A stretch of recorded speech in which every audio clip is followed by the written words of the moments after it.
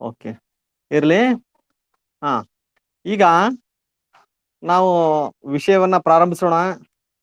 ಇನ್ನು ಯಾರು ಜಾಯ್ನ್ ಆಗ್ತಾರಾಗ್ಲಿ, ಅದನ್ನ ವಿಡಿಯೋನು ರೆಕಾರ್ಡ್ ಮಾಡಿರ್ತೀನಿ ನಾನು. ನೀವು ಅದನ್ನೇನಪ್ಪಾ ಅಂತ ಆಮೇಲೆ ನೋಡ್ಬೋದು, ಯಾರು ಇಷ್ಟ ಇದ್ದವರು. ಹೌದಾ? ಒಬ್ಬೊಬ್ರು ಜಾಯ್ನ್ ಆಗ್ತಿದಾರ.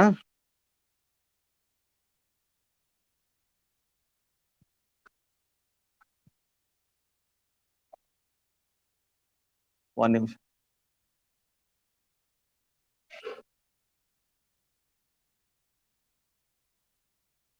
ಹಲೋ. ಹಾ, ಇವತ್ತು ಭಾರತದ ಅರ್ಥವ್ಯವಸ್ಥೆಯ ಕುರಿತಾಗಿ ನಾವು ವಿಷಯವನ್ನ ನೋಡ್ಬೇಕಾಗಿದೆ. ಭಾರತದ ಅರ್ಥವ್ಯವಸ್ಥೆ ಅಂತಂದ್ರೆ ಅಮೆರಿಕದ ಅರ್ಥವ್ಯವಸ್ಥೆ, ಚೀನಾದ ಅರ್ಥವ್ಯವಸ್ಥೆ, ಹೀಗೆ ಒಂದು ದೇಶದ ಒಂದು ಈ ಭೌಗೋಳಿಕ ಪರಿಸರ, ಜನಸಂಖ್ಯೆ, ಆರ್ಥಿಕ ಮತ್ತು ಸಾಮಾಜಿಕ ಪರಿಸರವನ್ನು ಒಳಗೊಂಡಿರುವಂತ ಒಂದು ಹಣಕಾಸಿನ ವ್ಯವಸ್ಥೆಯ ಕುರಿತಾಗಿ ನಾವು ಅಧ್ಯಯನ ಮಾಡ್ತೇವೆ. ಹೌದಾ? ಹೀಗಾಗಿ ಈ ಆರ್ಥಿಕ ವ್ಯವಸ್ಥೆಯನ್ನ, ಇಡೀ ದೇಶದ ಒಂದು ಸಮಗ್ರ ಆರ್ಥಿಕ ವ್ಯವಸ್ಥೆಯನ್ನ ಅಧ್ಯಯನ ಮಾಡುವಂತ ಒಂದು ವಿಷಯವನ್ನ ನಾವು ಭಾರತದ ಅರ್ಥವ್ಯವಸ್ಥೆ ಅಂತ ನೋಡ್ತೇವೆ. ಇವತ್ತು ಭಾರತದ ಅರ್ಥವ್ಯವಸ್ಥೆಗೆ ಸಂಬಂಧಪಟ್ಟ ಹಾಗೆ ಈ ಭಾರತದ ಅರ್ಥವ್ಯವಸ್ಥೆ ಅಂದ್ರೆ ಏನು, ಅರ್ಥ ಹೇಳ್ತೇವೆ. ಅದ್ರ ಜೊತೆಗೆ ಭಾರತದ ಅರ್ಥವ್ಯವಸ್ಥೆಯ ಕೆಲವಷ್ಟು ಲಕ್ಷಣಗಳನ್ನ ಇವತ್ತಿನ ದಿವಸ ನಾವು ನೋಡೋಣ ಅಂತ. ಆತ್ಮೀಯ ವಿದ್ಯಾರ್ಥಿಗಳೇ, ಇವತ್ತು ಈ ಆನ್ಲೈನ್ ಶಿಕ್ಷಣದ ಒಂದು ಸಂದರ್ಭದಲ್ಲಿ ಭಾರತದ ಅರ್ಥವ್ಯವಸ್ಥೆಯನ್ನ ನಾವು ತಿಳ್ಕೊಳ್ಬೇಕಾದಂತ ಬಹಳಷ್ಟು ಪ್ರಾಮುಖ್ಯತೆ ಇರುವಂತದ್ದನ್ನು ನೋಡ್ತೇವೆ. ಇವತ್ತು ಭಾರತದ ಅರ್ಥವ್ಯವಸ್ಥೆ ಆಗ್ಲಿ, ಚೈನಾದ ಅರ್ಥವ್ಯವಸ್ಥೆ ಆಗ್ಲಿ, ಅಮೆರಿಕದ ಅರ್ಥವ್ಯವಸ್ಥೆ ಆಗ್ಲಿ, ಇಡಿಯಾದ ಒಂದು ಆ ಆರ್ಥಿಕ ವ್ಯವಸ್ಥೆಯ ಕುರಿತಾಗಿ ಹೇಳ್ತದ. ಅದರಲ್ಲಿ ಜಿಯೋಗ್ರಫಿ ಇರ್ತದ, ಡೆಮೋಗ್ರಫಿ ಇರ್ತದ, ಆಮೇಲೆ monetary system and fiscal policy ಇರ್ತದ. So Indian economy is a system which people of India live, work and earn their livings ಅಂತ ಹೇಳ್ತೇವೆ ನಾವು. ಇವತ್ತು ಭಾರತದ ಜನ, ನಾವು ವಾಸಿಸುವಂತ ಒಂದು ಭೂಗೋಳ ಆಗಿರ್ಬೋದು, ಇಲ್ಲಿರುವಂತ ಜನಸಂಖ್ಯೆ ಇರಬಹುದು, ಮತ್ತು ನಾವು ಮಾಡುವಂತ ಒಂದು ಆರ್ಥಿಕ ಚಟುವಟಿಕೆಗಳಿರ್ಬೋದು, ಅದ್ರ ಜೊತೆಗೆ ಗಳಿಕೆ ಏನಿರ್ತದಲ್ಲ, ಹಣಕಾಸಿನ ಒಂದು ವಹಿವಾಟು, ಅವುಗಳ ಒಂದು ಸಂಪೂರ್ಣ ವ್ಯವಸ್ಥೆಯ ಕುರಿತಾಗಿ ಅಧ್ಯಯನ ಮಾಡೋದಕ್ಕೆ ನಾವು ಈ ಭಾರತದ ಅರ್ಥವ್ಯವಸ್ಥೆ ಅಧ್ಯಯನ ಅಂತ ಹೇಳ್ತೇವೆ. ಇವತ್ತು ಸಾಮಾನ್ಯವಾಗಿ ಏನಪ್ಪಾ ಅಂತಂದ್ರ ಭಾರತದ ಅರ್ಥವ್ಯವಸ್ಥೆ ಅಂತಂದ್ರೆ ಹಲವಾರು ರೀತಿಯ ಇನ್ಸ್ಟಿಟ್ಯೂಷನ್ಸ್ಗಳು ಇರ್ತಾವ. ಇಲ್ಲಿ ಭೂಗೋಳ ಇದೆ. ನಮ್ದು 8,88,000 ದಶಲಕ್ಷ ಚದರ ಕಿಲೋಮೀಟರ್ ಅಷ್ಟು ಭೂಗೋಳ ಇದೆ. 135 ಕೋಟಿ ಜನಸಂಖ್ಯೆ ಇದೆ. ಜೊತೆಗೆ ಇಲ್ಲಿ ಹಣಕಾಸಿನ ಸಂಸ್ಥೆಗಳಿದಾವು, ವಾಣಿಜ್ಯ ಸಂಸ್ಥೆಗಳಿದಾವು, ಶಿಕ್ಷಣ ಸಂಸ್ಥೆಗಳಿದಾವು, ಯೂನಿವರ್ಸಿಟೀಸ್ಗಳಿದಾವು, ಕೃಷಿ ಇದೆ, ಕೈಗಾರಿಕೆಗಳಿದಾವ, ವಾಣಿಜ್ಯಗಳಿದಾವು. ಇವೆಲ್ಲ ಇನ್ಸ್ಟಿಟ್ಯೂಷನಲ್ ಫ್ರೇಮ್ವರ್ಕ್ ಇದು. ಈ ಫ್ರೇಮ್ವರ್ಕ್ ನಲ್ಲಿರುವಂತ ಒಂದು ಆರ್ಥಿಕ ಚಟುವಟಿಕೆಗಳನ್ನ ಜನರು ಹೇಗೆ ಕೆಲಸವನ್ನ ಮಾಡ್ತಾರ, ಹೇಗೆ ಗಳಿಕೆಯನ್ನ ಮಾಡ್ತಾರ, ಜೊತೆಗೆ ಈ ಆರ್ಥಿಕ ವ್ಯವಸ್ಥೆ ಹೇಗೆ ನಡೀತದ ಅನ್ನೋದ್ರ ಬಗ್ಗೆ ನಾವೆಲ್ಲ ಸಮಗ್ರವಾಗಿ ನೋಡ್ಬೇಕಾಗ್ತದೆ. So the Indian economic system which consist the government, the sectoral divisions which are agriculture, industry and service sector, along with the institutional framework which consists socio-economic and political institutions. So the living, working and earning process in the system we have to learn. ಹೀಗಾಗಿ ಈ ಭಾರತದ ವ್ಯವಸ್ಥೆ ಅಧ್ಯಯನ ಮಾಡುವಾಗ ಸಮಗ್ರವಾದ ವಿಷಯಗಳನ್ನು ನೋಡ್ತೇವೆ. ಇಲ್ಲಿ ಭೂಗೋಳದ ಒಂದು ಅಧ್ಯಯನ ಬರ್ತದೆ. ಎಷ್ಟು ನಮ್ಮ ದೇಶದ ಏರಿಯಾ ಏನಿದೆ, ಅದರ ಒಂದು ಲಕ್ಷಣಗಳೇನು, ಉತ್ತರದಲ್ಲಿ ಹಿಮಾಲಯ ಇದೆ, ದಕ್ಷಿಣದಲ್ಲಿ ಸಮುದ್ರ ಇದೆ, ಹೌದಾ? ಅದರಿಂದ ಬರುವಂತ ಆದಾಯ ಏನು, ಅದು ಏನಪ್ಪಾ ಅಂದ್ರೆ ಹೇಗೆ ಆದಾಯವನ್ನ ಗಳಿಸ್ತೇವೆ, how we generate income, output and employment ಅನ್ನೋದು ಕೂಡ ನೋಡ್ತೇವೆ. ಇವತ್ತು ಭಾರತದ ಅರ್ಥವ್ಯವಸ್ಥೆಯನ್ನ ಲಕ್ಷಣಗಳನ್ನ ನಾವು ನೋಡಿದ್ರೆ, ಇಲ್ಲಿ ಈ ಎಕಾನಮಿ ಅಂತ ನಾವು ನೋಡಿದ್ರೆ, ಇಲ್ಲಿ ಮುಖ್ಯವಾಗಿ ಏನಪ್ಪಾ ಅಂದ್ರೆ 3 ವಲಯಗಳಿರ್ತಾವು ಅಂತ ನಾವು ನೋಡ್ತೇವೆ. 3 ವಲಯಗಳಿರ್ತಾವ. ಹಲೋ, ಕೇಳಿಸ್ತಾ ಇದೆಯಲ್ಲ ನಮ್ಗೆಲ್ಲ? ಹಲೋ ಕಾವ್ಯ, ಹಲೋ ಹಲೋ ಹಲೋ, ಕೇಳಿಸ್ತಾ ಇದೆಯಲ್ಲ ನಾನು ಹೇಳಿದ್ದು? ಭಾರತದ ಅರ್ಥವ್ಯವಸ್ಥೆಯ ವಿಷಯದ ಬಗ್ಗೆ ನಾವು ಪ್ರಾರಂಭ ಮಾಡಿದ್ದೇವೆ. ಇವತ್ತು ಭಾರತದ ಅರ್ಥವ್ಯವಸ್ಥೆ, ಇಂಡಿಯನ್ ಎಕಾನಮಿ ಅಂತಂದ್ರೆ, this is the systematic study of the sectors of the economy, that is agriculture, trade, industry, along with financial and physical system. ಇವತ್ತು ಭಾರತದ ಅರ್ಥವ್ಯವಸ್ಥೆ ಅಂತಂದ್ರೆ ಇಲ್ಲಿ ಕೃಷಿ, ಕೈಗಾರಿಕೆ, ವಾಣಿಜ್ಯ ಇವು 3 ವಲಯದ ಜೊತೆಗೆ ಹೇಗೆ ಮಾನಿಟರಿ ಸಿಸ್ಟಮ್ ನಡೀತದ, ಹಣಕಾಸಿನ ವ್ಯವಸ್ಥೆ ನಡೀತದ, ಬ್ಯಾಂಕ್ಗಳು ಹೇಗೆ ಕೆಲಸ ಮಾಡ್ತಾವು, ಹಣವನ್ನ ಹೇಗೆ ಚಲಾವಣೆ ಮಾಡ್ತದ, ಇಲ್ಲಿ ಈ ಫಿಸಿಕಲ್ ಪಾಲಿಸಿ ಅಂತ ಬರ್ತದ, ರಾಜ್ಯಾದಾಯ ನೀತಿ ಅಂತ. ಸರ್ಕಾರ ಏನ್ ಮಾಡ್ತದ, ಸಾರ್ವಜನಿಕ ಉದ್ದೇಶಗಳಿಗಾಗಿ ಆಯವ್ಯಯದ ಕೆಲಸವನ್ನ ಮಾಡ್ತದ, ಕಾರ್ಯವನ್ನ ಮಾಡ್ತದ. ಅಲ್ಲಿ ಯಾವ ಮೂಲಗಳಿಂದ ಆದಾಯವನ್ನ ಪಡಿತದ ಮತ್ತು ಯಾವ ರೀತಿಯಾದಂತ ಈ ವೆಚ್ಚಗಳನ್ನ ಮಾಡ್ತದೆ, ಸಾರ್ವಜನಿಕ ವೆಚ್ಚ ಅಂತ ಕರಿತೇವೆ. ಆ ಎಲ್ಲಾ ವಿಷಯಗಳನ್ನು ಒಳಗೊಂಡಂತೆ ನಾವು ಈ ಇಂಡಿಯನ್ ಎಕಾನಮಿ ಅಂತ ಕರಿತೇವೆ. ಇನ್ನೊಂದು ಅರ್ಥದಲ್ಲಿ Indian economy is A system which producing, distributing and consuming activities run as along. ಇವತ್ತು ಭಾರತದ ಅರ್ಥವ್ಯವಸ್ಥೆ ಅಂತಂದ್ರೆ ಏನೇನು ಉತ್ಪಾದನೆ ಆಗ್ತದೆ, ಕೃಷಿ ಉತ್ಪಾದನೆ ಆಗ್ತದೆ, ಕೈಗಾರಿಕೆ ಉತ್ಪಾದನೆ ಆಗ್ತದೆ, ವಾಣಿಜ್ಯ ಉತ್ಪಾದನೆ ಆಗ್ತದೆ, ಸೇವೆ ಉತ್ಪಾದನೆ ಆಗ್ತದೆ. ಆ ಉತ್ಪಾದನೆ ಅಂತಂದ್ರೆ ನ್ಯಾಷನಲ್ ಇನ್ಕಮ್ ಅಂತ ನಾವು ಕನ್ಸಿಡರ್ ಮಾಡ್ತೇವೆ. ಒಂದು ವರ್ಷದ ಅವಧಿಯಲ್ಲಿ ಉತ್ಪಾದನೆ ಆದಂತ ರಾಷ್ಟ್ರೀಯ ವರಮಾನ. ಆ ರಾಷ್ಟ್ರೀಯ ವರಮಾನವನ್ನ ವಿವಿಧ ಭಾಗಗಳಿಗೆ ಹಂಚಬೇಕಾಗ್ತದೆ. ಇವತ್ತು ಲ್ಯಾಂಡ್, ಲೇಬರ್, ಕ್ಯಾಪಿಟಲ್, ಆರ್ಗನೈಸೇಷನ್ ಅಂತ 4 ಈ ಉತ್ಪಾದನಾಂಗಗಳಿದಾವೆ. ಉತ್ಪಾದನಗಳು, ಆ ಉತ್ಪಾದನೆಗಳ ಸಹಾಯದಿಂದ ಉತ್ಪಾದನೆ ಆಗ್ತದೆ. ಅದನ್ನ ಉತ್ಪಾದನೆ ಆದಂತ ಈ ರಾಷ್ಟ್ರೀಯ ವರಮಾನವನ್ನ ಯಾವ ಭಾಗಗಳಲ್ಲಿ ಹಂಚಿಕೆ ಮಾಡ್ತೇವೆ, ಅದ್ರ ಜೊತೆಗೆ ಬೇಡಿಕೆ ಮತ್ತು ಪೂರೈಕೆ ಚಟುವಟಿಕೆಗಳು ಹೇಗೆ ನಡೀತಾವು. ಇವತ್ತು demand and supply activities the basic activities of the economy. ಹೌದಾ, ನಮಗೆಲ್ಲ ಗೊತ್ತಿದೆ. ಇವತ್ತು ಬೇಡಿಕೆ ಮತ್ತು ಪೂರೈಕೆ ಚಟುವಟಿಕೆಯಿಂದಾಗಿ ಎಲ್ಲ ಆರ್ಥಿಕ ಚಟುವಟಿಕೆಗಳು ಪ್ರಾರಂಭ ಆಗ್ತಾವ. ಅದರ ನಂತರ ಇವತ್ತು ಆ ಬೇಡಿಕೆ ಮತ್ತು ಪೂರೈಕೆ ಚಟುವಟಿಕೆಗೆ ಅನುಕೂಲವಾಗಿ ಹಣಕಾಸಿನ ವ್ಯವಸ್ಥೆ ಇರಬೇಕಾಗ್ತದೆ. ಅದು ಯಾವ ರೀತಿಯಾದಂತ ಹಣಕಾಸಿನ ವ್ಯವಸ್ಥೆ ಇದೆ. ಅದ್ರ ಜೊತೆಗೆ ಈ ರಾಷ್ಟ್ರೀಯ ವಹಿವಾಟುಗಳ ಜೊತೆಗೆ ನಾವು ಅಂತಾರಾಷ್ಟ್ರೀಯ ವ್ಯವಹಾರಗಳನ್ನು ಸೇರಿಸಿಕೊಂಡಾಗ ಇಂಡಿಯನ್ ಎಕಾನಮಿ ಆಗ್ತದೆ. ಇವತ್ತು ಭಾರತ ಯಾವುದೇ ಒಂದು ಐಸೋಲೇಟ್ ಕಂಟ್ರಿ ಅಲ್ಲ. ಇಲ್ಲಿ ನಾವು ಜಗತ್ತಿನ ವ್ಯವಹಾರಗಳನ್ನ, ದೇಶದ ಒಂದು ವ್ಯವಹಾರ ಜೊತೆಗೆ ಅಂತಾರಾಷ್ಟ್ರೀಯ ವ್ಯವಹಾರಗಳನ್ನು ಮಾಡ್ಬೇಕಾಗ್ತದೆ. So have to take into considerations of domestic and international business also. ಅಲ್ಲಿ ಒಂದು ದೇಶದ ಸಮಗ್ರವಾದಂತ ರಾಷ್ಟ್ರೀಯ ವರಮಾನವನ್ನ producing, distributing and consuming activities ಹೇಗೆ ನಡೀತಾವ ಅನ್ನೋದನ್ನ ನಾವು ಈ ಇನ್ಸ್ಟಿಟ್ಯೂಷನಲ್ ಫ್ರೇಮ್ವರ್ಕ್ ಹೇಗಿದೆ ಅನ್ನೋದನ್ನ ನಾವು ಈ ಭಾರತದ ಅರ್ಥವ್ಯವಸ್ಥೆಯ ಅಧ್ಯಯನದಲ್ಲಿ ಲೆಕ್ಕ ಮಾಡ್ತೇವೆ. ಹೀಗಾಗಿ ಇದು ಭಾರತ ಅರ್ಥವ್ಯವಸ್ಥೆ ಅಂದ್ರೆ ಏನು, ಅದರ ಲಕ್ಷಣಗಳೇನು ಅಂತ. ಹೀಗಾಗಿ ಇಲ್ಲಿ ಬಹಳಷ್ಟು ವಿಷಯಗಳು ಬರ್ತಾವ. ಇಲ್ಲಿ ನಾವು ಡೆಮೋಗ್ರಫಿಯನ್ನ ಕಲಿತೇವೆ. ಡೆಮೋಗ್ರಫಿ ಅಂದ್ರೆ ಜನಸಂಖ್ಯಾ ಶಾಸ್ತ್ರ ಅಂತ ಹೇಳ್ತೇವೆ. ಭಾರತದ ಜನಸಂಖ್ಯೆ ಎಷ್ಟಿದೆ? 135 ಕೋಟಿ ಇದೆ. ಅದರ ಒಂದು ವಿಂಗಡಣೆ ಹೇಗಿದೆ ಅಂದ್ರೆ ಈ ಲಿಂಗ ತಾರತಮ್ಯ, ಲಿಂಗದ ವ್ಯತ್ಯಾಸ ಅಂತ ಬರ್ತದೆ, ಲಿಂಗಾನುಪಾತ ಅಂತ ಬರ್ತದೆ. ಅಂದ್ರೆ ಗಂಡು ಹೆಣ್ಣಿನ ಒಂದು ಅನುಪಾತ ಎಷ್ಟಿದೆ, 1000 ಪುರುಷರಿಗೆ ಮಹಿಳೆಯರ ಸಂಖ್ಯೆ ಎಷ್ಟಿದೆ, ಆಮೇಲೆ ಫರ್ಟಿಲಿಟಿ ರೇಟ್ ಎಷ್ಟಿದೆ, ಜನಸಂಖ್ಯಾ ಜನನ ದರ ಅಂತ ಕರಿತೇವೆ ನಾವು, ಹುಟ್ಟುವ ಮಕ್ಕಳ ಸಂಖ್ಯೆ, ಮರಣ ಸಂಖ್ಯೆ ಎಷ್ಟಿದೆ. ಅದ್ರ ಜೊತೆಗೆ ಇನ್ನೂ ಹಲವಾರು ವಿಷಯಗಳೇನಪ್ಪಾ ಅಂತಂದ್ರ ಈ ಡೆಮೋಗ್ರಫಿಯಲ್ಲಿ ಬರ್ತದೆ. ಆ ಡೆಮೋಗ್ರಫಿ ಜೊತೆಗೆ ಈ ಹಣಕಾಸಿನ ವ್ಯವಸ್ಥೆ ಬರ್ತದೆ, ಅದು ಫೈನಾನ್ಸಿಂಗ್ ಇರ್ಬೋದು, ಆಮೇಲೆ ಎಕನಾಮಿಕ್ ಆಕ್ಟಿವಿಟೀಸ್ ಇರ್ಬೋದು, ಅವೆಲ್ಲ ಹೇಗೆ ನಡೀತಾವೆ. ಅದ್ರ ಜೊತೆಗೆ ಫಿಸಿಕಲ್ ಪಾಲಿಸಿ ಅಂತ ಲಾಸ್ಟ್ ನಿಮಗೆ ರಾಜ್ಯ. ಇವತ್ತು ವಿಶ್ವಸಂಸ್ಥೆ ಏನ್ ಮಾಡ್ತಾ ಇದೆ ಅಂದ್ರ ಈ ಜಗತ್ತಿನ ರಾಷ್ಟ್ರಗಳನ್ನ ಕಂಪೇರಿಟಿವ್ ಆಗಿ ಸ್ಟಡಿ ಮಾಡ್ತಾ ಇದೆ ಮತ್ತು ಕಂಪೇರಿಟಿವ್ ಆಗಿ ವಿಂಗಡಣೆ ಮಾಡ್ತಾ ಇದೆ. ಇವತ್ತು ಭಾರತ ಯಾವ ಮಟ್ಟದಲ್ಲಿದೆ, ಭಾರತದ ಆರ್ಥಿಕ ಪರಿಸ್ಥಿತಿ ಎಷ್ಟಿದೆ, ರಾಷ್ಟ್ರೀಯ ವರಮಾನ ಎಷ್ಟಿದೆ, ತಲಾ ವರಮಾನ ಎಷ್ಟಿದೆ, ಜೊತೆಗೆ ಇಲ್ಲಿ ಬೆಳವಣಿಗೆಯ ವೇಗ ಎಷ್ಟಿದೆ, what is the rate of growth in the economy ಅಂತ ಅನ್ನೋದನ್ನ ನಾವು ಅಧ್ಯಯನ ಮಾಡ್ಬೇಕು. ಅಂತ ಸಂದರ್ಭದಲ್ಲಿ ನಾವು ಮೂಲಭೂತವಾಗಿ ಭಾರತದ ಅರ್ಥವ್ಯವಸ್ಥೆಯ ಲಕ್ಷಣಗಳನ್ನು ನೋಡುವ ಮೂಲಕ ನಾವು ಈ ಭಾರತದ ಆರ್ಥಿಕ ಅಧ್ಯಯನವನ್ನ ಮಾಡ್ತಾ ಮುಂದುವರೋಣ. ಇವತ್ತು ನಾವು ಮುಖ್ಯವಾಗಿ ಈ ಭಾರತದ ಅರ್ಥವ್ಯವಸ್ಥೆ ಅಂತಂದ್ರೆ ಇವೆಲ್ಲ 5 ಟಾಪಿಕ್ಗಳು ಬರ್ತಾವ.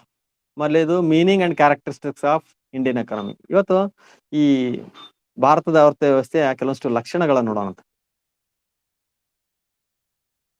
ಇಲ್ಲಿ ಭಾರತದ ಅರ್ಥವ್ಯವಸ್ಥೆಯ ಲಕ್ಷಣಗಳು ಅಂತ ನಾವು ನೋಡಿದಾಗ, ಇವತ್ತು ಭಾರತ ಯಾವ ಮಟ್ಟದ ಅಭಿವೃದ್ಧಿಯನ್ನು ಸಾಧಿಸ್ತಾ ಇದೆ ಮತ್ತು ಅದರ ಒಂದು ಕೆಲವೊಂದಿಷ್ಟು ಲಕ್ಷಣಗಳೇನು ಅನ್ನುವಂಥದ್ದನ್ನ ಕಂಪೇರಿಟಿವ್ ಆಗಿ ಸ್ಟಡಿ ಮಾಡ್ಬೇಕಂತ ಅವಶ್ಯ ಇದೆ. ಅಲ್ಲಿ ಮುಖ್ಯವಾಗಿ ಏನಪ್ಪಾ ಅಂತಂದ್ರೆ, ಇವತ್ತು 1947ರಿಂದ ಇಲ್ಲಿವರೆಗೆ ನಾವು ಭಾರತದ ಅರ್ಥವ್ಯವಸ್ಥೆಯನ್ನು ಕನ್ಸಿಡರ್ ಮಾಡಿದಾಗ, ಮುಖ್ಯವಾಗಿ ವಿಶ್ವಸಂಸ್ಥೆ ಯುನೈಟೆಡ್ ನೇಷನ್ಸ್ ಏನ್ ಮಾಡ್ತದಂದ್ರ ಜಗತ್ತಿನ ರಾಷ್ಟ್ರಗಳನ್ನು ವಿಂಗಡಣೆ ಮಾಡ್ತದೆ. ಆ ನಿಟ್ಟಿನಲ್ಲಿ ಮೊದಲಿಗೆ ಏನಪ್ಪಾ ಅಂದ್ರೆ ಭಾರತವನ್ನ 1980-90ರ ದಶಕದವರೆಗೆ ಇದು ಹಿಂದುಳಿದ ರಾಷ್ಟ್ರ ಅಂತ ಕರೀತಿದ್ರು, ಬ್ಯಾಕ್ವರ್ಡ್ ನೇಷನ್ ಅಂತ. ಇವತ್ತು ಭಾರತದ ತಲಾ ವರಮಾನ ಜಗತ್ತಿನ ಬೇರೆ ಬೇರೆ ರಾಷ್ಟ್ರಗಳಿಗೆ ಹೋಲಿಕೆ ಮಾಡಿದಾಗ ಬಹಳಷ್ಟು ವ್ಯತ್ಯಾಸ ಇತ್ತು. ಅಲ್ಲಿ ಕೇವಲ $860 1989ರಲ್ಲಿ ಈ ಭಾರತದ ಒಬ್ಬ ವ್ಯಕ್ತಿಯ ತಲಾ ವರಮಾನ ಇತ್ತು. ಜೊತೆಗೆ ಆ ತಲಾ ವರಮಾನ ಇರೋದ್ರ ಜೊತೆಗೆ ಕೇವಲ $360 ಬಿಲಿಯನ್ ನಮ್ಮ ಬಜೆಟ್ ಇತ್ತು. ಅಲ್ಲಿ ಇತರ ರಾಷ್ಟ್ರಗಳಿಗೆ ಹೋಲಿಕೆ ಮಾಡಿದಾಗ 1989ರಲ್ಲಿ ಈ ಅಮೆರಿಕದ ಒಂದು ಬಜೆಟ್ ಅನ್ನು ನಾವು ಲೆಕ್ಕ ಮಾಡಿದ್ರ 2.3 ಟ್ರಿಲಿಯನ್ ಇತ್ತು. 2.3 ದಶಲಕ್ಷ ಕೋಟಿಗಳಷ್ಟಿತ್ತು. ನಾವು ಕೇವಲ 360 ಬಿಲಿಯನ್ ಅಷ್ಟೇನಪ್ಪ ಅಂದ್ರೆ ನಮ್ಮ ರಾಷ್ಟ್ರೀಯ ವರಮಾನ ಇತ್ತು.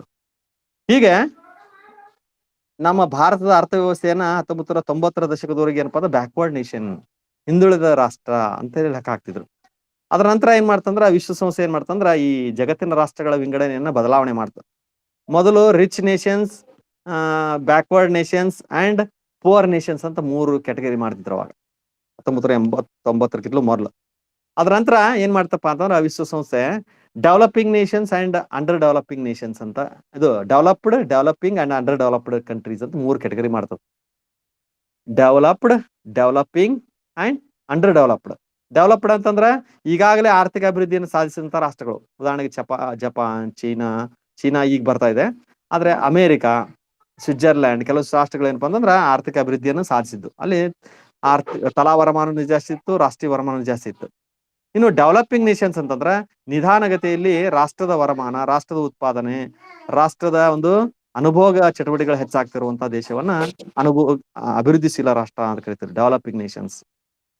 ಇನ್ನು ಬ್ಯಾಕ್ವರ್ಡ್ ನೇಷನ್ಸ್ ಅಂತಂದ್ರೆ ಬಹಳಷ್ಟು ಬಡತನ ಇರುವಂತ ರಾಷ್ಟ್ರಗಳು ಅಥವಾ ಅಂಡರ್ ಡೆವಲಪ್ಡ್ ಅಂತ ಕರೀತಿದ್ರು. ಬ್ಯಾಕ್ವರ್ಡ್ ಅನ್ನೋಕ್ಕಿಂತಲೂ ಮೊದಲು ಬ್ಯಾಕ್ವರ್ಡ್ ಅಂತಿದ್ರು, ಈಗ ಅಂಡರ್ ಡೆವಲಪ್ಡ್ ಅಂತ ಕರೀತಾರೆ. ಅಂದ್ರೆ ಕಡಿಮೆ ಅಭಿವೃದ್ಧಿ ಹೊಂದಿರುವಂತ ರಾಷ್ಟ್ರಗಳು.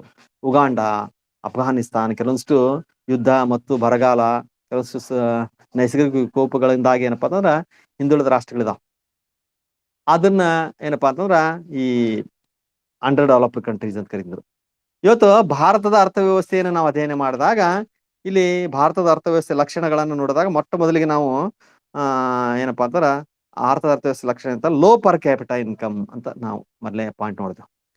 ಅಂದ್ರೆ ಕಡಿಮೆ ತಲಾ ವರಮಾನ ಅಂತ. ಇವತ್ತು ತಲಾ ವರಮಾನ ಏನಪ್ಪಾ ಅಂದ್ರೆ ಜಗತ್ತಿನ ರಾಷ್ಟ್ರಗಳನ್ನು ನಾವು ಹೋಲಿಕೆ ಮಾಡಿದಾಗ, ಇವತ್ತು ಇಂಡಿಯಾದ ಒಂದು ತಲಾ ವರಮಾನ ಏನಿದೆಪ್ಪ ಅಂದ್ರೆ $3,200 ಇದೆ ಈಗ ಸದ್ಯಕ್ಕೆ. ಅದೇ ಚೈನಾದ ಹೋಲಿಕೆ ಮಾಡಿದ್ರೆ ಬೆಳವಣಿಗೆ ಹೊಂದ್ತಾ ಇದೆ. ನಿಧಾನವಾಗಿ $7,200 ಹೆಚ್ಚಿನ ಒಂದು ಅಭಿವೃದ್ಧಿ ಸಾಧಿಸಿದೆ. ಅದೇ ರೀತಿಯಾಗಿ ಸ್ವಿಟ್ಜರ್ಲ್ಯಾಂಡ್ ಒಂದು ತಲಾ ವ್ಯಕ್ತಿಗತವಾದಂತ ವರಮಾನ ನೋಡಿದ್ರೆ $78,000 ಅದೇ ರೀತಿಯಾಗಿ USA $57,000 ಇವತ್ತು ಚೀನಾದ ಜಗತ್ತಿನಲ್ಲಿ ಅತ್ಯಂತ ಶ್ರೀಮಂತ ರಾಷ್ಟ್ರ ಅಂದ್ರೆ ಸ್ವಿಟ್ಜರ್ಲ್ಯಾಂಡ್, ಸ್ವೀಡನ್ ಹೇಳ್ತಾರೆ. ಹೌದಾ? ಅವುಗಳಲ್ಲಿ $78,000 $80,000 ತಲಾ ವರಮಾನ ಇರೋದು ನೋಡ್ತೇವೆ. ಇವತ್ತು ಭಾರತದ ರೂಪಾಯಿಗಳಲ್ಲಿ ನಾವು ತಲಾ ವರಮಾನ ನೋಡಿದ್ರ ಭಾರತದಲ್ಲಿ $1,04,000 ಒಬ್ಬ ವ್ಯಕ್ತಿಗತ ವರಮಾನ ಇದೆ ಅಂತ ಹೇಳ್ತೇವೆ. ಇದು ಬಾಂಗ್ಲಾದೇಶದಲ್ಲಿ $1,13,000 ಇದೆ ಅಂತೆಲ್ಲ ಹೇಳ್ತಾರೆ. ಮೊನ್ನೆ 2021ರಲ್ಲಿ ಕ್ಯಾಲ್ಕುಲೇಷನ್ ಮಾಡಿದಾಗ ಸ್ಟಾರ್ಟಿಂಗ್ ನಲ್ಲಿ. ಅಂದ್ರೆ ಬಾಂಗ್ಲಾಕ್ಕಿಂತಲೂ ನಮ್ಮ ದೇಶದ ಒಂದು ತಲಾ ವರಮಾನ ಕಡಿಮೆ ಇರುವಂತದ್ದು ನೋಡ್ತೇವೆ. ಅಲ್ಲಿ ಈ ಜಗತ್ತಿನ ಬೇರೆ ಬೇರೆ ರಾಷ್ಟ್ರಗಳು ಹೋಲಿಕೆ ಮಾಡಿದಾಗ ಭಾರತ ಇನ್ನು ಮಿಡ್ಲ್ ಇನ್ಕಮ್ ಕಂಟ್ರಿ ಅಂತ ಹೇಳ್ತೇವೆ ನಾವು. ಇತ್ತೀಚೆಗೆ ಹೆಚ್ಚಿಗೂ ಇಲ್ಲ, ಇತ್ತಿಗೆ ಕಡಿಮೆ ಇಲ್ಲ. ಕಡಿಮೆ ಅಂತಂದ್ರೆ ಅಷ್ಟು 3 ಕ್ಯಾಟಗರಿ ಇದಾವ. ಒಂದೇದು $1,080 ಕಡಿಮೆ ಇರುವಂತ ರಾಷ್ಟ್ರಗಳನ್ನ ಅಂಡರ್ ಡೆವಲಪ್ಡ್ ಕಂಟ್ರೀಸ್ ಅಂತ ಕರಿತೀವಿ. $1,080 ಹೆಚ್ಚು ವರಮಾನ ಇರುವಂತ ರಾಷ್ಟ್ರಗಳನ್ನ ಏನಂತ ಕರಿತೀವಿ ನಾವು ಈ ಡೆವಲಪಿಂಗ್ ಅಭಿವೃದ್ಧಿಶೀಲ ರಾಷ್ಟ್ರಗಳು ಅಂತ ಕರಿತೀವಿ. ಇನ್ನು ಈ 10,085 ಹೆಚ್ಚಿನ ಒಂದು ವರಮಾನ ಇರುವಂತ ದೇಶಗಳನ್ನ ಕರಿತೀವಿ ಡೆವಲಪ್ಡ್ ನೇಷನ್ಸ್ ಕರಿತೀವಿ. ಅಂದ್ರೆ ಇವತ್ತು ಭಾರತದಲ್ಲಿ 1,04,000 ಇದೆ ನಮ್ಮ ತಲಾ ವರಮಾನ. ಅಮೆರಿಕದಲ್ಲಿ ಏನಪ್ಪಾ ಅಂತಂದ್ರ ಸರಿಸುಮಾರು ಏನಪ್ಪಾ ಅಂದ್ರ 23 ಲಕ್ಷ ಒಬ್ಬ ವ್ಯಕ್ತಿಯ ತಲಮಾರ ಗೊತ್ತಾಗ್ತಾ ಇದೆ. ಅದೇ ರೀತಿಯಾಗಿ ಸ್ವಿಟ್ಜರ್ಲೆಂಡ್ ನಲ್ಲಿ ಏನಪ್ಪಾ ಅಂತಂದ್ರ ಸರಿಸುಮಾರು 31 ಲಕ್ಷ ಇದೆ ಒಬ್ಬ ವ್ಯಕ್ತಿ ಭಾರತ ರೂಪಾಯಿಗಳಲ್ಲಿ. ಹಾಗಾಗಿ ಇಲ್ಲಿ ಏನಪ್ಪಾ ತಲಾ ವರಮಾನ ಅನ್ನೋದು ಏನಪ್ಪಾ ಅಂದ್ರೆ ಮೊದಲನೇ ಒಂದು ಈ ಮಾನದಂಡ. ಅದರಲ್ಲಿ ಭಾರತದ ತಲಾ ವರಮಾನ ಏನಿದೆ ಅಂತಂದ್ರ ಇನ್ನೂ ಅಭಿವೃದ್ಧಿ ಆಗ್ಬೇಕಾಗಿದೆ. ಆದ್ರೆ ಕೆಲವಷ್ಟು ಕಾರಣಗಳಿಂದಾಗಿ ಇನ್ನೂ ಈ ತಲಾ ವರಮಾನ ಹೆಚ್ಚಾಗ್ತಾ ಇಲ್ಲ, ನಿಧಾನಗತಿಯಲ್ಲಿ ಇರ್ತಾ ಇದೆ. ಅದರಲ್ಲೂ ಜನಸಂಖ್ಯೆ ಒತ್ತಡ ಏನಪ್ಪಾ ಅಂದ್ರೆ ಬಹಳಷ್ಟು ಪ್ರಮುಖವಾದಂತ ಅಡೆತಡೆ ಅಂತ ನಾವು ಹೇಳ್ಬೋದು. ಇನ್ನು ಇದ್ರ ಜೊತೆಗೆ ಏನಪ್ಪಾ ಅಂತಂದ್ರ ಲೋ GDP ಅಂತ ಹೇಳ್ತೀವಿ, ಕಡಿಮೆ ಏನು ಗ್ರಾಸ್ ಡೊಮೆಸ್ಟಿಕ್ ಪ್ರಾಡಕ್ಟ್, ದೇಶದ ಆಂತರಿಕ ಉತ್ಪಾದನೆ ಅಂತ ಹೇಳ್ತೀವಿ. ಇವತ್ತು ಅಮೆರಿಕ, ಚೈನಾ, ಜಪಾನ್ ದೇಶಗಳಿಗೆ ಹೋಲಿಕೆ ಮಾಡಿದಾಗ ನಾವು ಕಡಿಮೆ ಉತ್ಪಾದಕತೆಯನ್ನು ಹೊಂದಿದೆ. GDP ಅಂದ್ರೆ ಒಂದು ದೇಶದಲ್ಲಿ ಒಂದು ವರ್ಷದಲ್ಲಿ ಉತ್ಪಾದನೆಯಾದಂತ ಸರಕು ಸೇವೆಗಳ ಒಟ್ಟು ಮಾರುಕಟ್ಟೆ ಮೌಲ್ಯ ಅಂತ ಹೇಳ್ತೀವಿ. The yearly production of goods and services value in the market. ಹೌದಾ? ಅಲ್ಲಿ ಇವತ್ತು ಭಾರತದ ಒಂದು GDP ಏನಾಗಿದೆಪ್ಪ ಅಂತಂದ್ರೆ ಕೇವಲ 2.7 ಟ್ರಿಲಿಯನ್ ಇದೆ. ಇವತ್ತು ಜನಸಂಖ್ಯೆ ಅತ್ಯಂತ ಹೆಚ್ಚಿದೆ, 7ನೇ ಅತಿ ದೊಡ್ಡ ದೇಶ ನಮ್ದು. ಆದ್ರೆ ವಿಶ್ವದ ಆರ್ಥಿಕ ವ್ಯವಸ್ಥೆಯನ್ನು ಗಮನಿಸಿದಾಗ ಕೇವಲ 2.7 ಅಂದ್ರೆ 6ನೇ ಸ್ಥಾನದಲ್ಲಿ ಇದ್ದೇವೆ ನಾವು. ಇವತ್ತು ನಮ್ಕಿಂತಲೂ ಕಡಿಮೆ ಭೂಮಿ ಮತ್ತು ಕಡಿಮೆ ಜನಸಂಖ್ಯೆ ಹೊಂದಿರುವಂತ ಫ್ರಾನ್ಸ್ 5ನೇ ಸ್ಥಾನದಲ್ಲಿದೆ. ಅದರದ್ದು ಏನಪ್ಪಾ ಅಂತ $3.9 ಟ್ರಿಲಿಯನ್ ಇಷ್ಟಿದೆ. ಅದೇ ಅಮೆರಿಕದ ಏನಪ್ಪಾ ಅಂದ್ರೆ ಸರಿಸುಮಾರು $18 ಟ್ರಿಲಿಯನ್ ಅರ್ಥವ್ಯವಸ್ಥೆ ಇದೆ. ಚೈನಾದ ಇವತ್ತು ಏನಪ್ಪಾ ಅಂದ್ರೆ ಸರಿಸುಮಾರು $8 ಟ್ರಿಲಿಯನ್ ಇರ್ತಾ ಇದೆ. ಹೌದಾ? ಹಾಗಾಗಿ ಏನಪ್ಪಾ ಅಂದ್ರೆ GDPನೂ ದೇಶದ ಉತ್ಪಾದನೆನೂ ಬಹಳ ಕಡಿಮೆ ಇದೆ. ಅದ್ರ ಜೊತೆಗೆ ಇನ್ನೂ ಹಲವಾರು ಲಕ್ಷಣಗಳನ್ನ ನೋಡ್ಬೋದು. Low per capital income, low GDP, ಜೊತೆಗೆ ಏನಪ್ಪಾ ಅಂತಂದ್ರ ಈ ಅಕ್ಯುಪೇಷನಲ್ ಪ್ಯಾಟರ್ನ್ಸ್. ಇವತ್ತು ದೇಶದ ಅರ್ಥವ್ಯವಸ್ಥೆಯ ಒಂದು ವಿಂಗಡಣೆ ಮಾಡುವಾಗ ನಾವು ಮೊದಲು ಸೆಕ್ಟ್ರಲ್ ಡೆವಲಪ್ಮೆಂಟ್ ಹೇಗಿದೆ, ಸೆಕ್ಟ್ರಲ್ ಎಕ್ಸಿಸ್ಟೆನ್ಸ್ ಹೇಗಿದೆ ಅಂತ ನೋಡ್ತೀವಿ. ಈಗಾಗಲೇ ಹೇಳಿದಾಗ 3 ವಲಯಗಳನ್ನ ನಾವು ವಿಂಗಡಣೆ ಮಾಡ್ತೀವಿ ದೇಶದಲ್ಲಿ. ಒಂದು ಕೃಷಿ ವಲಯ, ಕೈಗಾರಿಕೆ ವಲಯ, ಒಂದು ವಾಣಿಜ್ಯ ವಲಯ. ಕೃಷಿ ವಲಯ ಅಂದ್ರೆ ಅದು ಉತ್ಪಾದಕ ವಲಯ, ಮೂಲಭೂತವಾಗಿ ನೈಸರ್ಗಿಕ ವಸ್ತುಗಳನ್ನು ಉತ್ಪಾದನೆ ಮಾಡುವಂತ ವಲಯ. ಅದರಲ್ಲಿ ಫಾರೆಸ್ಟ್ರಿ ಬರ್ತದ, ಫಿಶರೀಸ್ ಬರ್ತದ, ಫಾರ್ಮಿಂಗ್ ಬರ್ತದ. ಅಲ್ಲಿ ಇವತ್ತು ಭಾರತದ ಒಂದು ಈ ಆಕ್ಯುಪೇಷನಲ್ ಪ್ಯಾಟರ್ನ್ ಏನಪ್ಪಾ ಅಂತ 1950ರಲ್ಲಿ ಎಷ್ಟಿತ್ತು, ಈಗ ಎಷ್ಟಿತ್ತು ಅಂತ ನೋಡಿದಾಗ ಬಹಳಷ್ಟು ವ್ಯತ್ಯಾಸ ಇದೆ. 1950ರಲ್ಲಿ ಭಾರತದ ಒಂದು ದೇಶದ ಆರ್ಥಿಕ ಒಂದು ಬೆನ್ನೆಲುಬು ಅಂತಂದ್ರೆ ಕೃಷಿ ಅಂತ ಹೇಳ್ತಿದ್ವಿ. 84% ಜನ ಕೃಷಿಯಲ್ಲಿ ಕೆಲಸ ಮಾಡ್ತಿದ್ರು. ಕೇವಲ 4% ಸೇವಾ ವಲಯದಲ್ಲಿ, 17% ಏನಪ್ಪಾ ಅಂತಂದ್ರ ಈ ಕೈಗಾರಿಕಾ ವಲಯದಲ್ಲಿ ಕೆಲಸ ಮಾಡ್ತಿದ್ರು. ಇವತ್ತಿಗೆ ನಾವು ಹೋಲಿಕೆ ಮಾಡಿದಾಗ ಇವತ್ತು ಆಕ್ಯುಪೇಷನಲ್ ಪ್ಯಾಟರ್ನ್ ಬಹಳ ಬದಲಾವಣೆ ಇದೆ. ಸೆಕ್ಟರಲ್ ಡೆವಲಪ್ಮೆಂಟ್ ಏನಾಗಿದೆ, ವ್ಯತ್ಯಾಸ ಆಗಿದೆ. ಇವತ್ತು ಕೃಷಿಯಲ್ಲಿ ಕೇವಲ 37% ಮಾತ್ರ ಉದ್ಯೋಗ ಮಾಡ್ತಾರ, 17% ನ್ಯಾಷನಲ್ ಇನ್ಕಮ್ ಕೊಡುಗೆ ಕೊಡ್ತಾರೆ. ಅಂದ್ರೆ 37 ಅಂದ್ರೆ 84ರಿಂದ 37 ಇಳಿದಿದೆ. ಈ ಕೈಗಾರಿಕಾ ವಲಯದಲ್ಲಿ ಎಷ್ಟು 17% ಇತ್ತು, ಈಗ 24% ಆಗಿದೆ.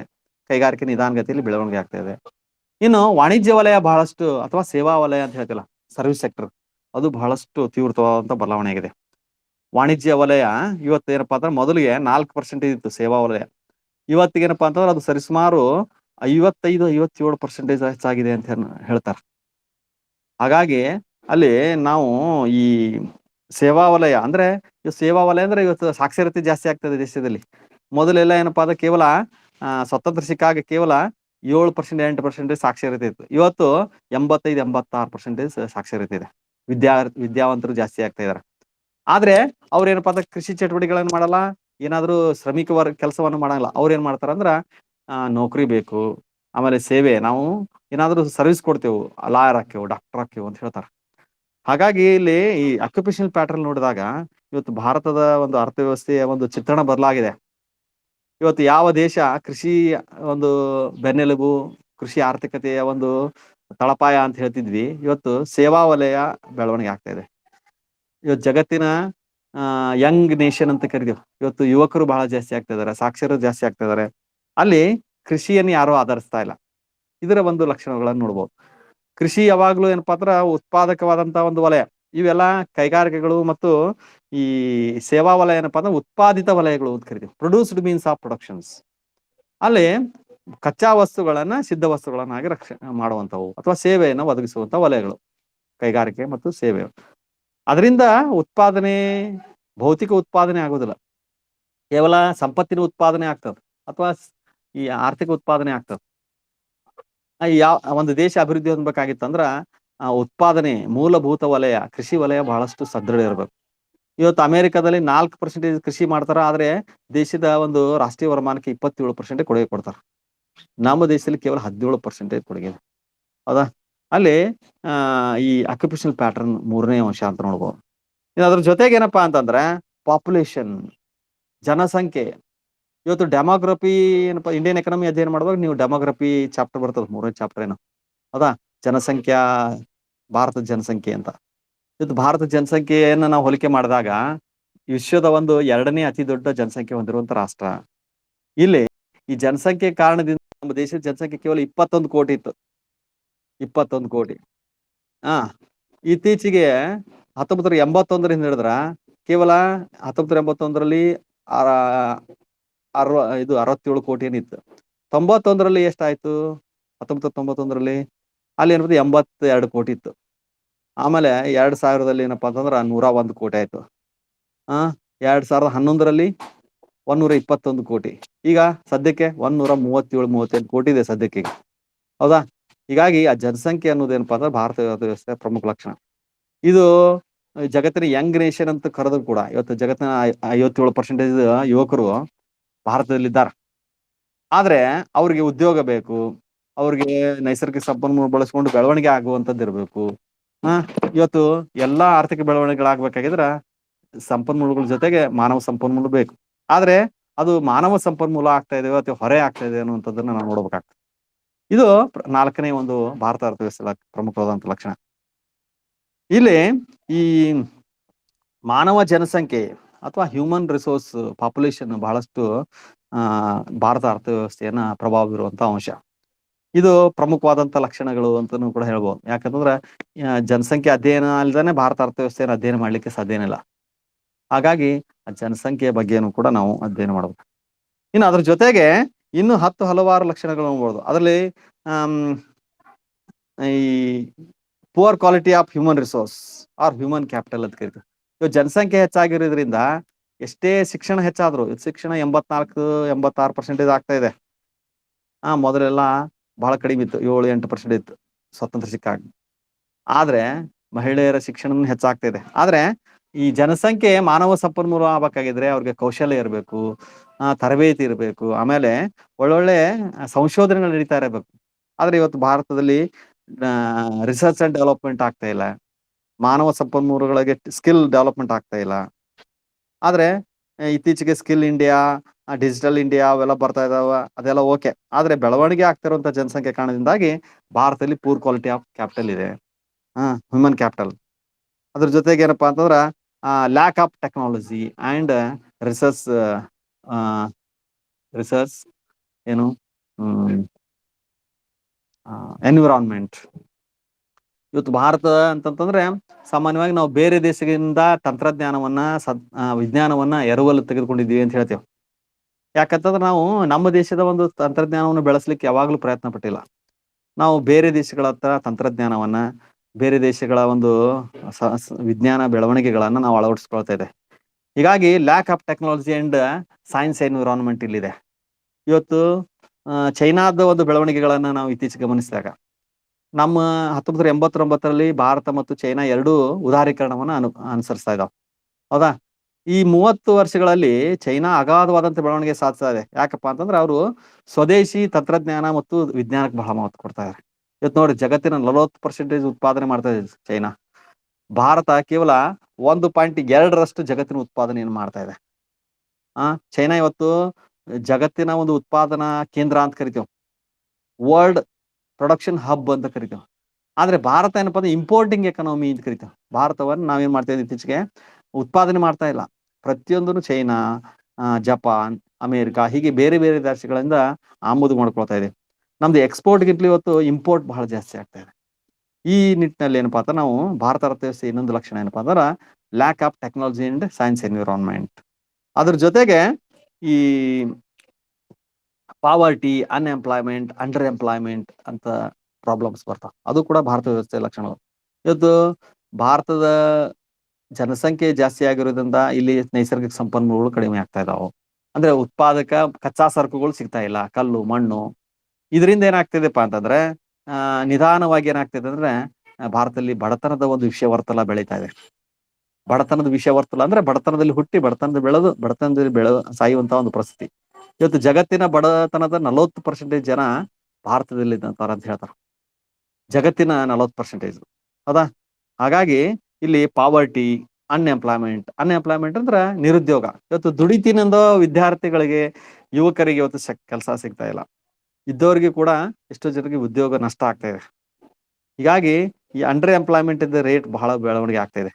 ಅದರಲ್ಲಿ ಇವತ್ತು ಕರೋನಾ, ಬೇರೆ ಬೇರೆ ಸಮಸ್ಯೆಗಳು, ಬೇರೆ ಬೇರೆ ಸ್ಪರ್ಧೆಗಳು ಕಾರಣದಿಂದಾಗಿ, ಜನಸಂಖ್ಯೆ ಒತ್ತಡಗಳಿಂದಾಗಿ ಅನ್ಎಂಪ್ಲಾಯ್ಮೆಂಟ್ ಬಹಳಷ್ಟು ಕ್ರಿಯೇಟ್ ಆಗ್ತಾ ಇದೆ.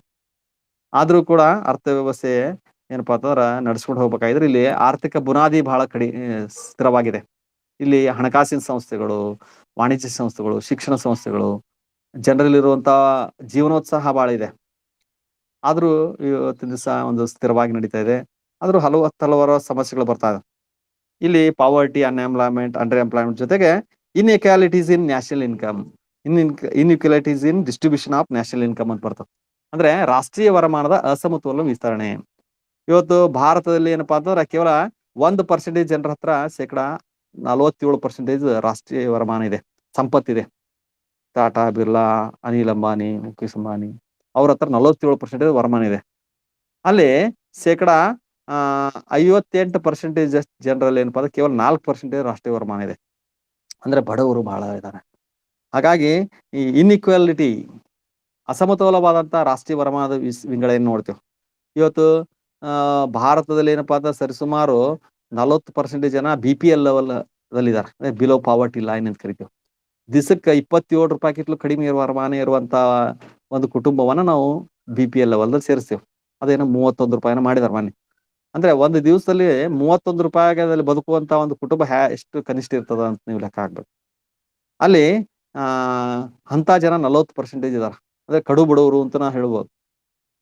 ಅವರ ಒಂದು ಜೀವನ ಮಟ್ಟ ಆಗ್ಲಿ, ಲೈಫ್ ಸ್ಟೈಲ್ ಅಂತ ಕರಿತೀವಿ, ಆಮೇಲೆ ಅನುಭೋಗದ ಮಟ್ಟ ಆಗ್ಲಿ, ಕನ್ಸಂಪ್ಷನ್ ಲೆವೆಲ್ ಅದೆಲ್ಲ ಬಹಳ ಪುವರ್ ಇರ್ತದ ಮತ್ತು ಅಪೌಷ್ಟಿಕತೆಯಿಂದ ಕೂಡಿತ್ತು.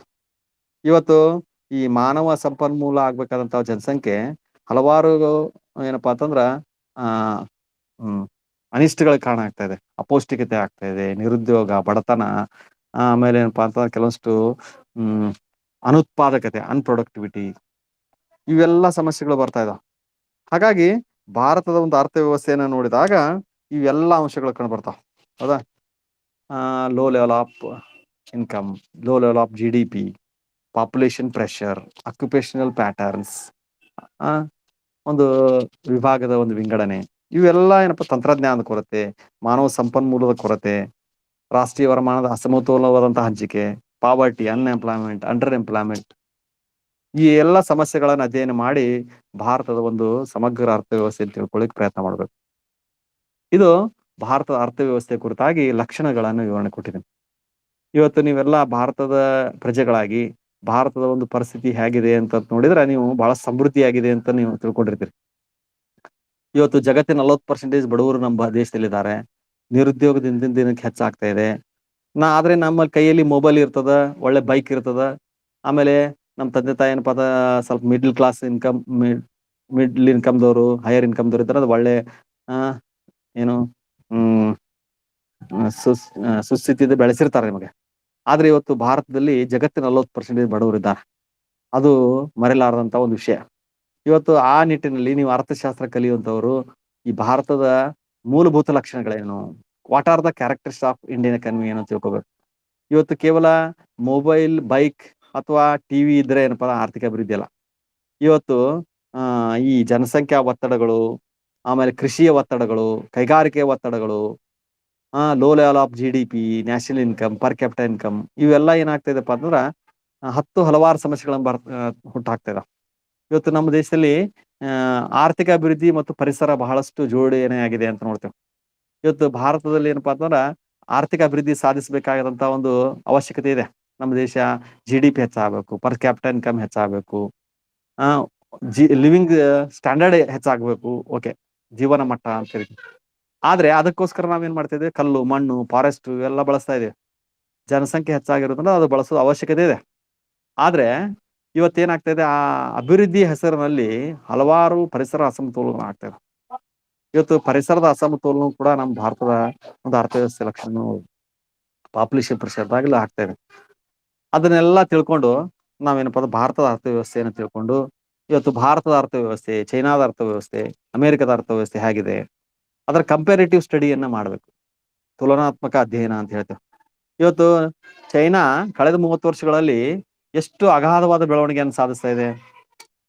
ಒಂದು ಅಡ್ವಾಂಟೇಜ್ ಏನಿದೆಯಪ್ಪ ಅದು ಚೈನಾಕ್ಕೆ, ಅಲ್ಲಿ ನಮ್ಕಿಟ್ಲು 3-4 ಪಟ್ಟು ಭೂಮಿ ಜಾಸ್ತಿ ಇದೆ. ಅಂದ್ರೆ ಕಲ್ಲು, ಮಣ್ಣು, ಫಾರೆಸ್ಟ್ ಎಲ್ಲ ಸಿಗ್ತದೆ. ಆದ್ರೆ ನಮ್ಮ ದೇಶದ ಒಂದು ಭೂಮಿ ಪ್ರದೇಶ ಕಡಿಮೆ ಇದೆ. ಈ ಕಾರಣದಿಂದಾಗಿ ಕೆಲವು ಅಭಿವೃದ್ಧಿಯ ಅಡೆತಡೆಗಳಾಗ್ತಿರ್ತಾವ. ಆದ್ರೂ ಕೂಡ ನಾವು ಚೈನಾಕ್ಕೆ ಕಾಂಪಿಟೇಷನ್ ಮಾಡ್ತೇವೆ. ಚೈನಾವನ್ನ ಹೋಲಿಕೆ ಮಾಡಿ ಏನಪ್ಪಾ ಅಂತಂದ್ರ ಬ್ರಿಕ್ಸ್ ದೇಶಗಳು ಅಂತ ಬರ್ತಾವ. Brazil, India, Russia, China, south Africa. ಅವು ಕೂಡ ಅಭಿವೃದ್ಧಿಶೀಲ ರಾಷ್ಟ್ರಗಳು, ನಮ್ಮಂತ ಮಿಡ್ಲ್ ಇನ್ಕಮ್ ಇರುವಂತ ರಾಷ್ಟ್ರಗಳು. ಅವುಗಳ ಹೋಲಿಕೆ ಮಾಡಿ ನಮ್ಮ ಭಾರತದ ಅರ್ಥವ್ಯವಸ್ಥೆನ ಬೆಳವಣಿಗೆ ಮಾಡ್ಬೇಕಾಗ್ತದೆ. ಇವತ್ತು ಯುನೈಟೆಡ್ ನೇಷನ್ಸ್ ಈ ಜಗತ್ತಿನ ರಾಷ್ಟ್ರಗಳನ್ನ ವಿಂಗಡಣೆ ಮಾಡುವಾಗ ಈ $1085 ಗಿಂತಲೇ ಹೆಚ್ಚು ವರಮಾನ ಇರುವಂತ ರಾಷ್ಟ್ರಗಳನ್ನ middle income countries, developing nations ಅಂತ ಕರೀತದೆ. ಅಭಿವೃದ್ಧಿಶೀಲ ರಾಷ್ಟ್ರಗಳು.